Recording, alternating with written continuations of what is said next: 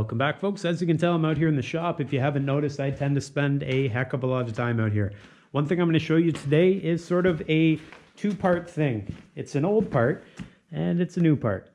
The new part is what we're going to focus in on. This new part here is my Husqvarna 555.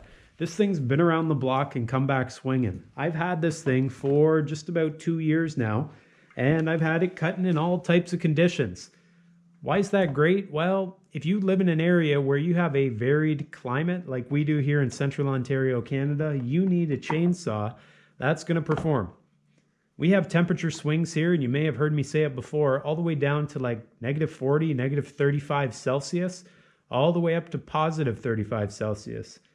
This thing has always started, and I know you're probably saying, oh, it's an old x-torq, it's always going to start. Well, yes, but it's also an Autotune. This is one of the first saws that came out with the Autotune feature, so it's essentially a fly-by-wire. There's a computer that controls all the settings on the carburetor on this thing. I was skeptical at first, and I thought to myself, gee, I better buy into it at some point because the old saws may become obsolete and I'll be forced to have to use them. So I bought into it 2 years ago, thinking to myself, this is a very expensive test if this does not work. This thing, not cheap. I think I paid like 700 bucks Canadian for it a few years ago. I don't know what they go for today, maybe a bit less. But nonetheless, Autotune, brand new technology, wasn't quite sure how it was going to perform. I've been putting it through its paces.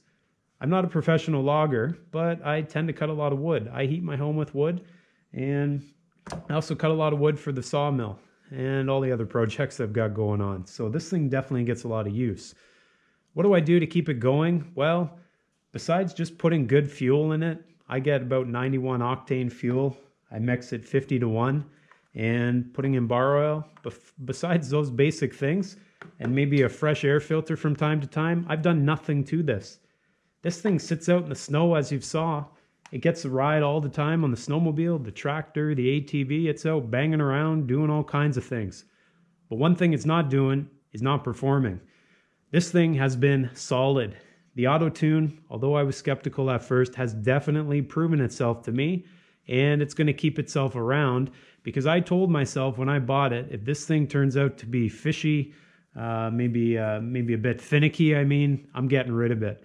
I haven't even had that thought cross my mind once, and hence why I have it positioned on top of this old girl, this old William Foster anvil from 1845. This is a solid performer. This thing's crossed the ocean, made its way to me, and it's going to be a good tool for years to come.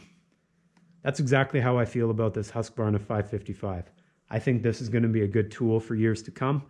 As I mentioned, it's gone through its paces. It continues to cut well, and for that, I'm thankful because, hey, I don't have endless money, and I'm not going out to buy a brand new saw every year.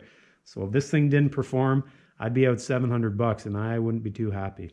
So that's my 2 cents, folks. Long-term review after 2 years of constant use. This thing is really a winner. So guys, go out and get yourself one if you don't have it already.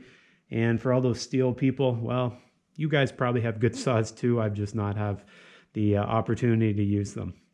And just so you know, no affiliation with Husqvarna. I just know a good product when I see it. Guys, that's it. I'm out of here. Thanks for watching. Back to it.